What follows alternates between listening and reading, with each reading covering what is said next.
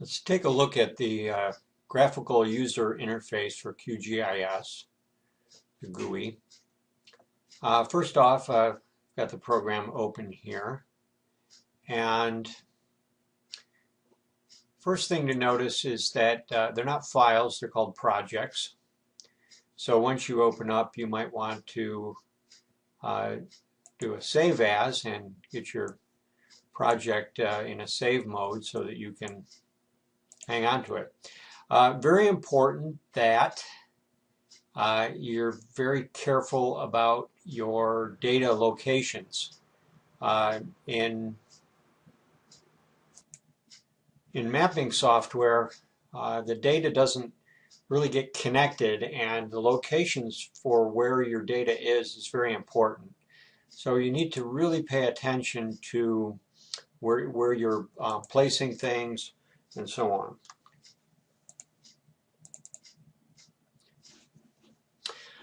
Okay, so that's our project. Toolbars are standard. You notice what is gray you don't have access to. What's highlighted and colored you can adjust. First thing to look at is the view components. We have toolbars. So as you can see, we have a number of toolbars that are lit up here. And I'm going to click on a raster toolbar. When I clicked on the raster toolbar, I've got another grouping here, and these can be moved around individual toolbars as you see fit. So toolbars can be placed on the sides, and they can be placed on the right side or the left side. Typically, I will keep mine sort of looking like this here. Another view is the idea of a panel. Right now there are just two panels lit up. One is the layers and one is the browser. And the panels are these larger areas. And you'll notice down here these are tabbed. So there are two panels open, the browser here and the layers there. We could open additional panels and turn them on and off as we see fit. For example, we may want coordinate capture to be on. So now I've got a panel, another panel down here that's open, and these can be adjusted in their size. There's borders in between, adjusted for width, and so on. So as we were talking, the two fundamental types of layers are vector layers and raster layers. And in the program, the identification is sort of this small icon over here, little plus sign meaning add, and the it looks like dots with lines between. So it looks like a little line thing. And this one looks like an array of dots or pixels. And you'll notice that here is the pull down for the toolbar. We have add, vector, and rasters. But there are also a very large listing of layers that can also be done, and corresponding shortcut keys, Control-Shift Vector, Control-Shift Raster. Also notice that these are down here. So if you hover over these icons, it will give you the identification of what you can do. So we can add a vector layer, we can add a raster layer, and if you hover, it will give you an idea. Here's another one that looks like a vector layer. Add a WFS layer. Here is add a new shapefile layer. If we look around, that looks like it's kind of similar there. Add a grass layer. Maybe we can find some more. So the sort of one of the tricks is to hover over what's there. This looks like a raster type of a thing, but it's an interpolation. So we look, and there's a raster there where we might be able to, this looks like a raster here. A lot of the instruction on the graphical user interface you'll find in the user's guide. So I want to take a quick look at that just for a minute. And this is the QGIS user's guide, printed the 13th of December. Quite important to recognize when exactly was it printed, because the documents are updated quite often to identify any changes that are made.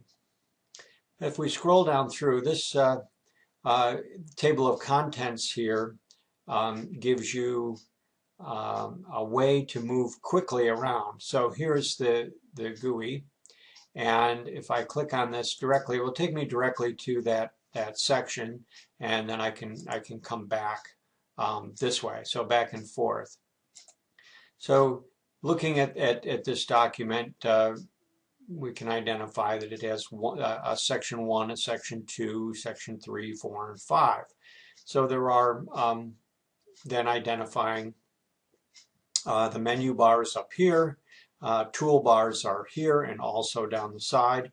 The map legend is here, or these would be panels. And you can see there is some information that can show up along the bottom. That's views of the maps and status bar. So the map area is here, kind of status down here as to what the conditions are and kind of where you are. Going back here, looking at those again, you can see down here is my setup. As my mouse moves into the map area, I get coordinate measurements.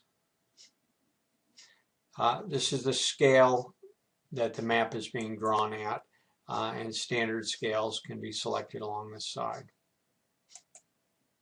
So the first thing I'd like to do is to add a vector layer. So I'm going to bring this in, and we're going to look for it as a file, and you notice that there's a number of different places that you can get it, and we're going to browse to find it. The GIS database and sample data. And what I'm interested in is finding a shape file. So Alaska shape. And you can see there's a number. We have major rivers and pipelines and so on, railroads. So we'll start with the shape of Alaska.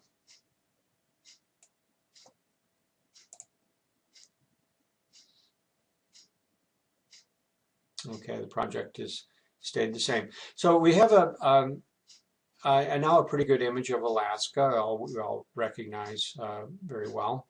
And we could, over here, one of the tricks that you'll learn very quickly, right-click on Alaska and look at its properties. So very often you'll do that, and here we may say that we can change the color that we're going to fill this at, so we could have a yellow Alaska if we wanted. You'll also recognize that one of the things you'll learn very quickly is your mouse movement. So if I hold down the mouse wheel and drag, I can move around what I'm looking at. And if I hold the mouse and roll it towards me, it gets smaller, and I roll it away. Notice down here that the scale is changing as I roll in. Get closer and closer to that location. This number is getting smaller and smaller. And we can now stack layers. So now we could add another layer, and we just go browse again, and let's add the major rivers. We'll open that up and just work our way through. And now you can see we have some major rivers. They don't look very good because they're green. So we would maybe go to here and look at its properties and change them to a color that is very blue, and we'd have major rivers that look a little better. So a very quick introduction of working through a couple of layers. We can turn these on and off. So there's just the rivers, and here is just Alaska. These can be stacked. We could do this in such a way where I can grab these and drag them down.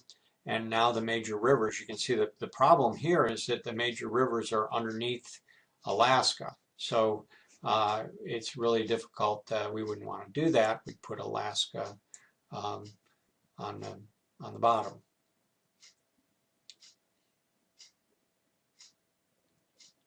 Always be sure that you save your project as you go along so that you can get it back. Or if you have computer problems, it will recover.